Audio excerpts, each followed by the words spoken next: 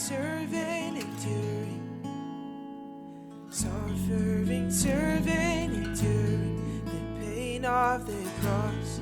King Jesus, you are worthy, you are worthy.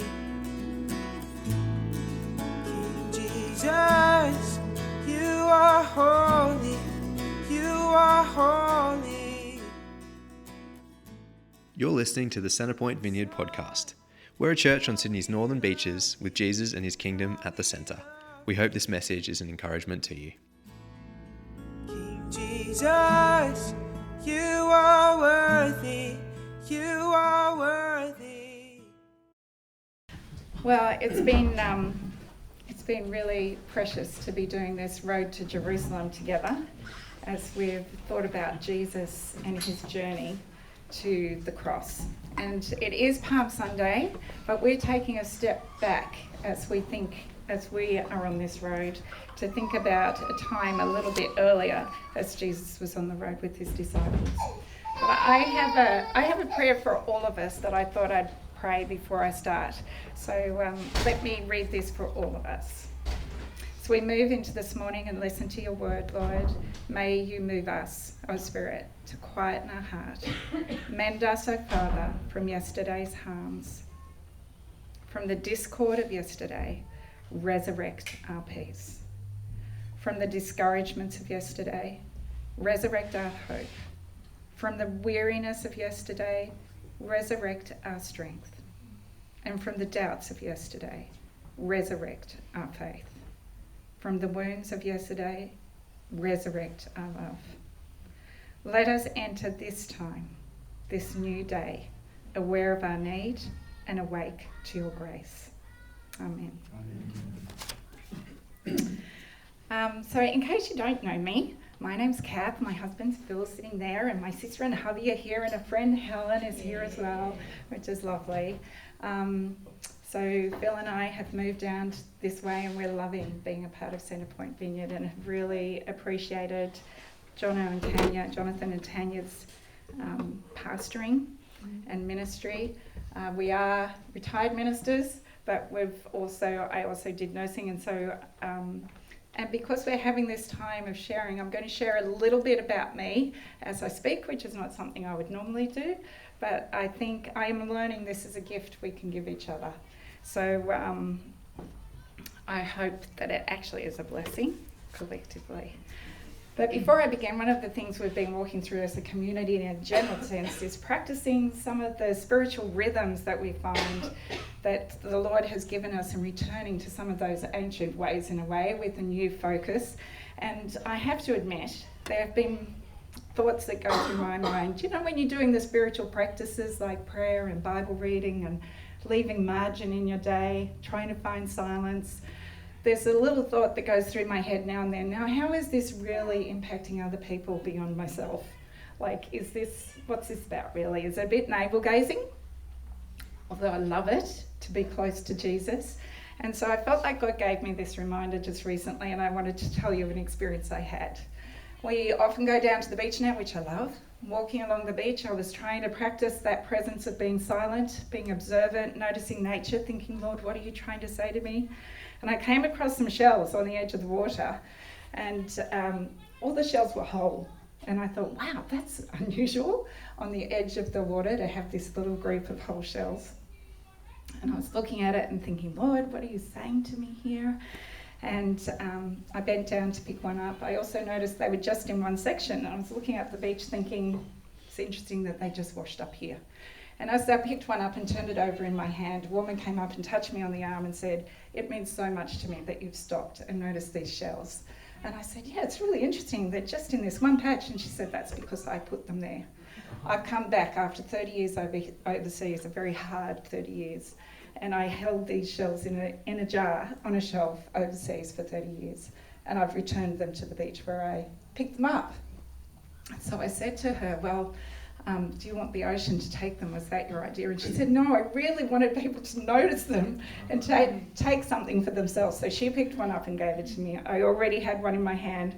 So then we turned out, we looked at the ocean. She told me her story We cried, we prayed. I said to her before we prayed, I said, have you had a faith that's been able to stay with you during this time? And she said, yes, the Lord's upheld me.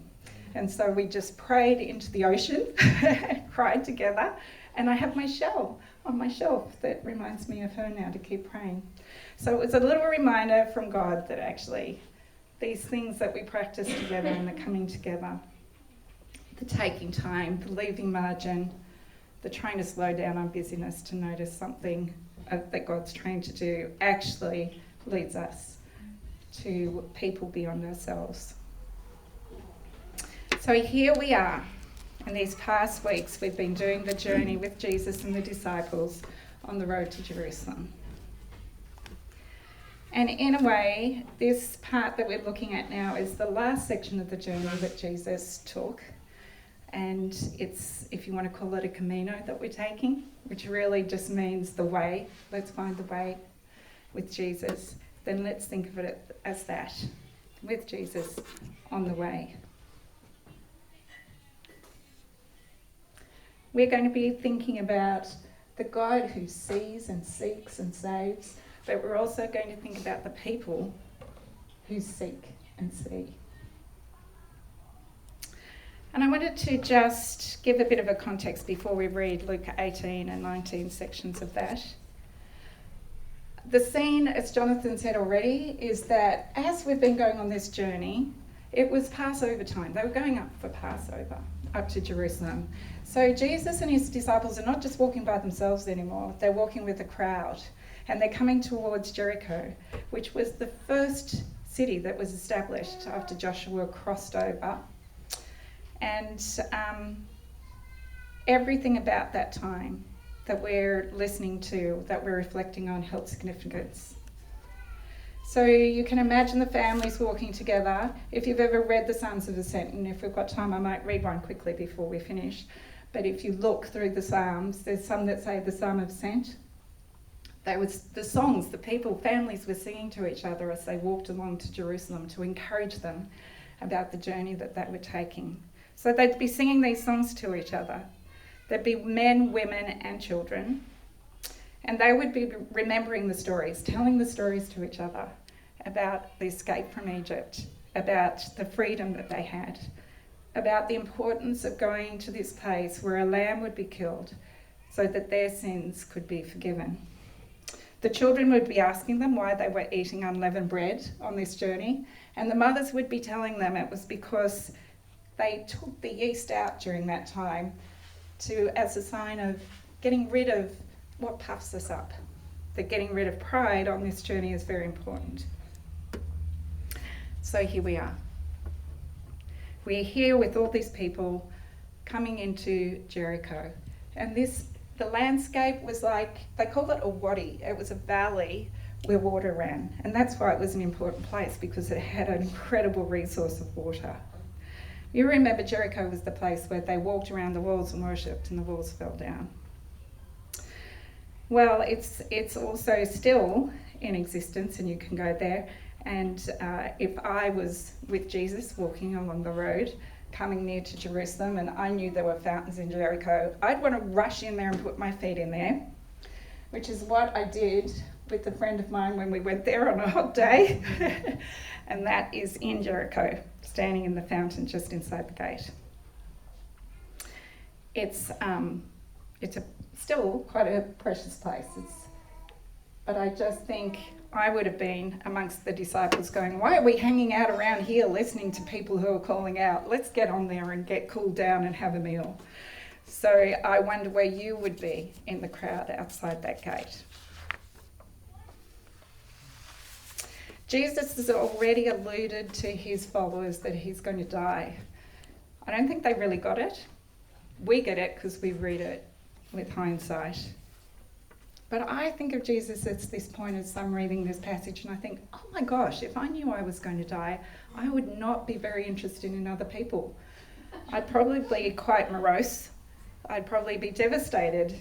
And Jesus was devastated. In Gethsemane, he allowed his humanity to weep out and to weep before Jesus. But here, he is compassionate, he's focused on others, and he is giving miracles. It's extraordinary. I find it extraordinary. So let's read it together. We're reading about the blind man who gets his sight and the little guy who's considered a bad guy, whose name is Zach, who gets up a tree to see Jesus. That's where we're going. So, as Jesus approached Jericho, you might want to look it up in your Bible, mightn't you? If you have your Bible with you, we're in Luke 18 and verse 35. Or you can read it with me. As Jesus approached Jericho, a blind man was sitting by the roadside begging. And when he heard the crowd going by, he asked what was happening. And they told him, Jesus of Nazareth is passing by. He called out, Jesus, Son of David, have mercy on me. Those who led the way rebuked him and told him to be quiet. But he shouted all the more, Son of David, have mercy on me. Jesus stopped and ordered the man to be brought to him. And when he came near, Jesus asked him, what do you want me to do for you? Lord, I want to see, he replied. And Jesus said to him, receive your sight. Your faith has healed you. And immediately he received his sight and followed Jesus, praising him. When all the people saw it, they also praised God. And Jesus entered Jericho. He didn't go and stand in a fountain. He was passing through. There was a man there, his name was Zacchaeus. He was a chief tax collector, and he was really wealthy. He wanted to see who Jesus was, but because he was short, he could not see over the crowd. So he ran ahead and climbed up a sycamore fig tree to see him, since Jesus was coming that way. And when Jesus reached the spot, he looked up and said to him, Zacchaeus, come down immediately. I must stay at your house today. So he came down at once and welcomed him gladly. All the people saw this and began to mutter, he's gone to be a guest of a sinner. But Zacchaeus stood up and said to the Lord, look, Lord, here and now I give half of my possessions to the poor. And if I have cheated anyone out of anything, I will pay them back 4 times the amount. Jesus said to him, today salvation has come to this house, because this man too is a son of Abraham. For the Son of Man came to seek and to save the lost.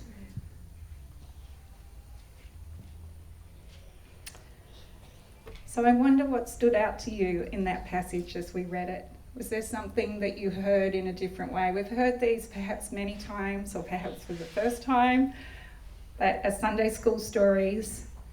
But you know, I thought as I read this, and I glanced over it first, and I thought, oh, I know these stories so well. And then I thought, actually, Lord, I do want to read these again and again as an adult and hear what you're saying to me. I want to be challenged. I want to think, if I was a disciple, would I have been there? Would I have been the one telling that man to be quiet? Would I have been asking Jesus to move on? Would I have been more important in putting my feet in the fountain and having some fun splashing around than caring about other people? If I was the blind man, if you're the blind person, would you long to see, would you long enough to be calling out again and again, even though others are trying to make you quiet, asking Jesus for his mercy? And you know, it's one of the oldest prayers, and we're encouraged to still pray that. Lord, have mercy on me. Lord, have mercy on me. There's a vulnerability. There's a boldness. There are people who try and silence our vulnerability, our boldness to come to Christ. Or if you were the tax collector, I have to say, if I was one of the disciples, I sat there and I thought, I am so sorry, Lord, because I know deep in my heart, if someone told me we were going to go and have dinner at a crook's house, at someone's place, who had really taken advantage of vulnerable people of my nationality, or people of another nationality that I cared about, I would have a problem with that. I really would. If I'm honest, I really would. And I just think Jesus is so aware of seeing the heart of people, the readiness, the seeking. And I just think it's amazing to think how we've been socialised, and even back then there would have been a sense of being socialised in a way of these things were really inappropriate. It was inappropriate to call out constantly. It was inappropriate to climb up a tree. And I thought about that a bit, and then I thought about someone that I've read some of her poems, Anne Lamott. I don't know if you've heard of her, but I enjoy her poetry. She's a God-believing person who's very willing to say she's imperfect. And in an article titled The Mockingbird, she has put together the rules of being a grown-up that she said we are all told we should live by. And I read them and went, oh my gosh. And it's not really the rules that the Lord would have us live by. But see if they fit for you. Keep your true self hidden. You must not have anything wrong with you or anything different about you. Number 2, fix your problems. If you have something wrong or different, you must correct it. Number 3, pass under all circumstances. You need to be able to pass or conform in all situations. 4, pretend. If you can't correct a problem, pretend you have, and then go along as if nothing's gone wrong. There's no problem. Number 5, if you can't do any of that, please don't show up. If you can't hide your true self or correct your issues, you shouldn't show up at all. Or at least have the decency to be ashamed. I thought that was quite confronting, and I thought, oh my gosh. If I'm really honest, I'm not very good at trusting people with who I truly am. I find it hard to share the things of my own personal life, and I can only do it really when I can see God's done something and I'm willing to share that, because then I can say it's about His glory. I'm trying to be more vulnerable because I realise actually that life is hard when we're living it, and we strengthen our friendships and our community life together if we're willing to do that. Compassionate vulnerability is something the Lord offers to us, to live that way with Him, to live that way with each other. So I thought I'd share a tiny bit of my story. I grew up as a bank manager's daughter. We moved every 3 years in New South Wales, which was great and exciting, but everywhere we went, there was a role ready for us as bank managers' kids. I found myself in leadership positions pretty quickly, and I certainly got a message within my family, loud and clear: laugh and the world laughs with you, cry and you cry alone. That was something that we kind of just grew up with. My parents were really loving, and we had a very loving home. But I found that rule particularly was reinforced when I went nursing, and the grown-up rules that we've read here, other than the one that says don't show up. So in nursing, you show up even if you're sicker than the person in the bed. So that was a show up at all cost, no matter what the cost was to you. I discovered that actually there's something beautiful and brutal about life, and holding that together in a Christian faith. I became a Christian as a teenager. The first place I could go to be truly vulnerable was when I went walking in nature, and I found 2 prayers. My first prayer was, hello God, and my second prayer was, help me God. And to be honest, when I looked ahead, when I was young, I thought, you know what, it's just going to get easier. When I get older, everyone ahead of me seemed to have their life together. And I thought, that looks good, that's where I'm going, it'll get better out there. And then I got to that age or stage and thought, whoa, that's not true. Okay, it's a bit further on. I'm almost there. So I coped, really, by adding new adventures to my life. Living with the joy of adventuring, but also living a very busy life and filling it with lots of people. And then in my quiet moments, I realised actually that's exhausting. That's very exhausting. If you're coping in any other way than following the slowing down rhythms of God's grace and unburdening yourself before Him in an unashamed fashion, it's exhausting. I learned through a friend that fear and faith can walk together. And that friend told me while I was nursing training, when I was 17, they said there's a train track not far from the hospital underneath. Is a loud sound, not a water bottle going over, but there's a tunnel and you can stand underneath. When the train goes over, you can scream and no one can hear you. It's fantastic. I'm going to take you there. And so we went together and stood underneath this train track and screamed our lungs out. It was the best thing I've ever done. I have done that unashamedly a number of times. In fact, I've done it with a friend just a couple of weeks ago up in Queensland, out in the ocean, screaming our lungs out to God for his mercy. I've been in the rain and cried. I have been that blind beggar. I have been there in that place crying out for God's mercy in the mess of it all and asking that he would show me so I could see with his eyes.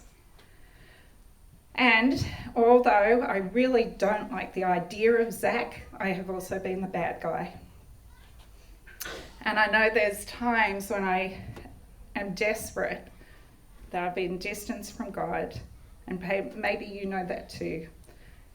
And somehow I know that God would want me to clamber up that tree just to see him again.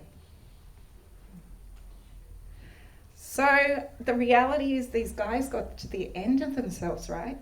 They had no resources left. They knew it was only Jesus.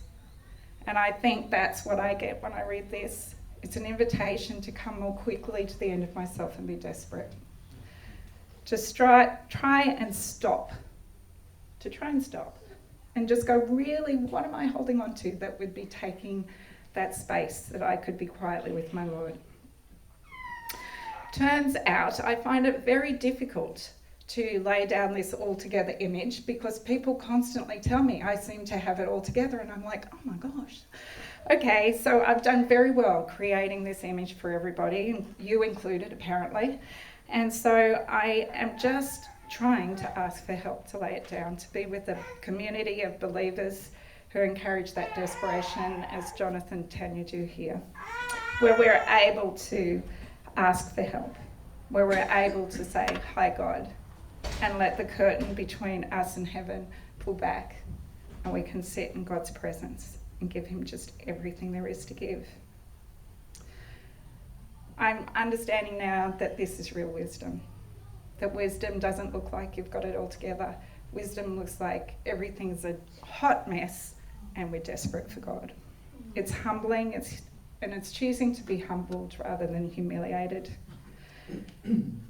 So I would say that these are the things that we can find here.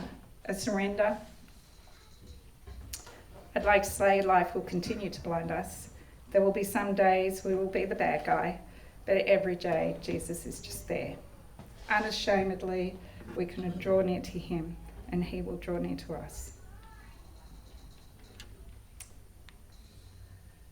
He is the God who sees and seeks, that we can be the people who seek and see.